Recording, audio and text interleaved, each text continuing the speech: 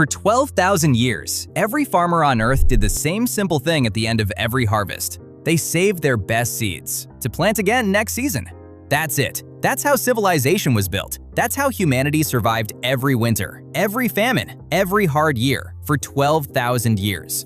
And then one corporation made it illegal in a single generation. They patented the seed. They hired private investigators. They sued hundreds of farmers. And they took a 68-year-old man all the way to the Supreme Court for the crime of having their plants growing on his land. This is the story almost nobody told you, and by the end of it, you're going to understand something disturbing about who actually controls your food. Let's start with what we lost, because most people have no idea how much is already gone. For at least 12,000 years, saving seeds wasn't a hobby. It was the single most important act in all of agriculture. Every harvest, farmers selected their strongest plants, the most resilient, the most disease-resistant, the best tasting, the highest yielding, and they saved those seeds for next year. Do that for 12,000 years across every culture on Earth, and you get something extraordinary. You get thousands upon thousands of unique plant varieties, each one adapted to its local soil, its local climate, its local pests. Every single vegetable you have ever eaten was created by this process, not by scientists in a lab, by farmers over thousands of years, selecting seed by hand.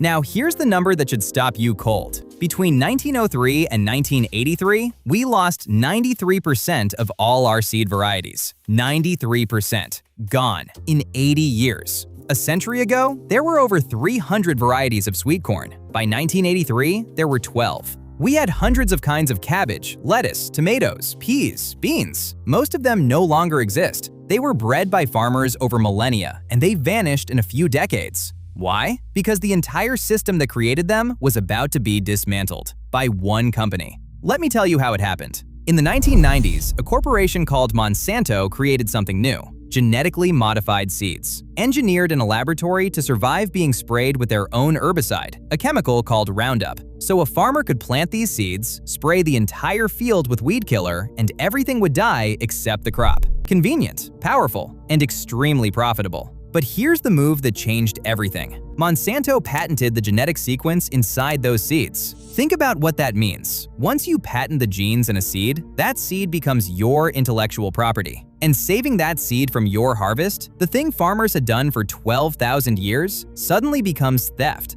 Farmers who bought Monsanto seeds had to sign a licensing agreement, and that agreement explicitly forbid them from saving any seed. They were legally required to come back and buy brand new seeds every single season, forever, for every acre they planted. For the first time in human history, a corporation could own life itself and charge you annual rent for the right to grow food. A practice 12,000 years old was criminalized, not by a government, not by a vote, by a corporation with enough lawyers to make it stick. And they didn't just make the rule, they enforced it aggressively. Monsanto spent an estimated $10 million a year on a network of private investigators. Farmers had a name for them. They called them the Seed Police. These investigators traveled the country. They would test crops for Monsanto's patented genetics, sometimes taking samples from farmers' fields without the farmer even knowing, without permission. Between 1997 and 2010, Monsanto filed 144 lawsuits against American farmers, and they settled over 700 more cases out of court.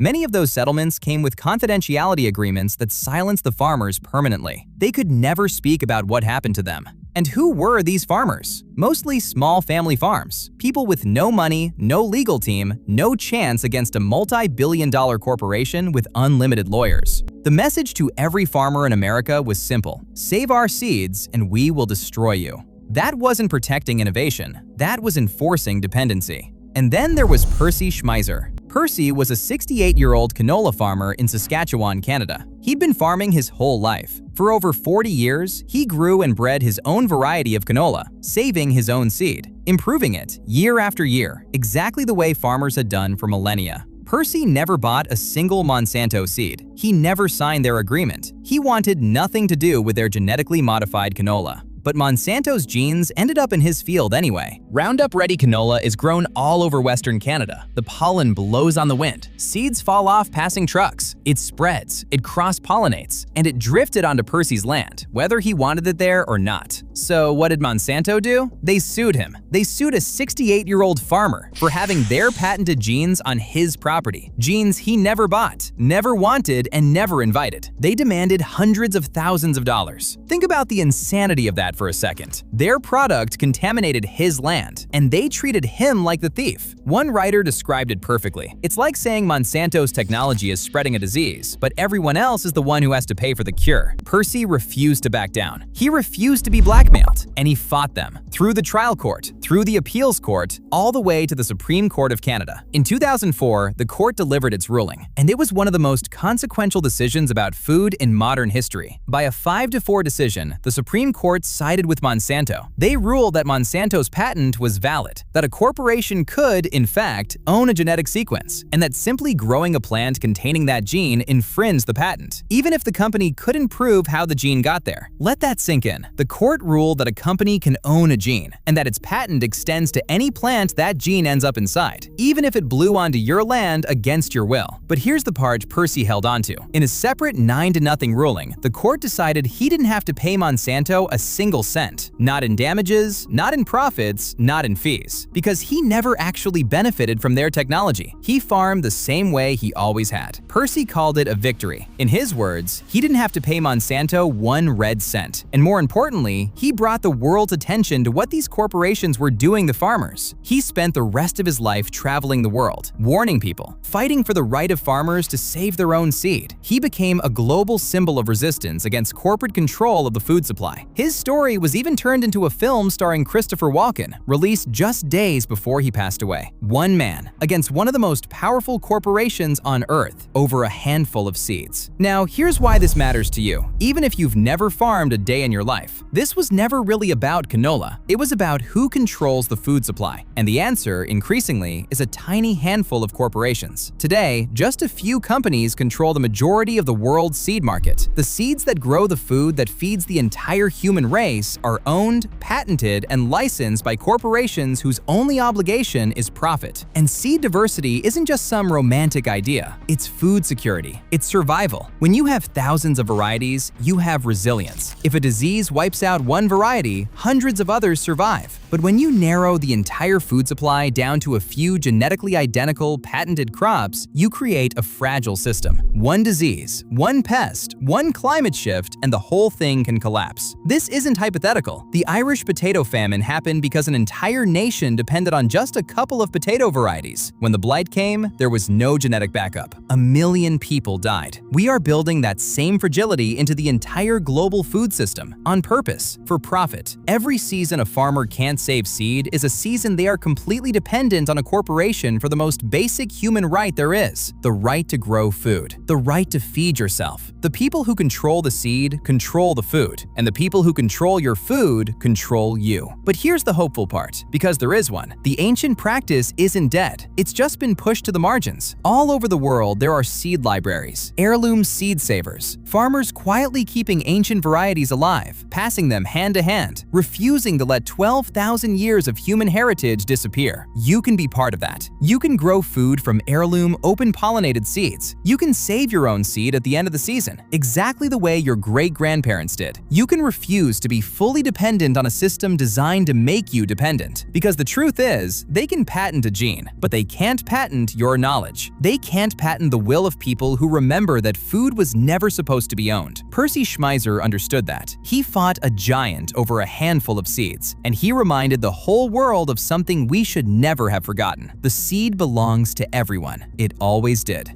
If you want the evidence-based protocols and the research the food industry would rather you never read, that's exactly what we send in our free newsletter. Over 40,000 people already get it. Links in the description. And if you're ready to eat the way your biology was actually designed for, using real, whole, ancestral food the way it was meant to be grown and eaten, the Ancestral Kitchen Bible has everything you need. No industrial shortcuts, no corporate chemicals, just real food. Use code 2026 for 50% off. Links in the description. Share this with someone who still thinks they own the food on their own plate, because 12,000 years of farmers fought to keep that seed free. The least we can do is remember why. And subscribe to the Neurofactory YouTube channel for more such informative videos.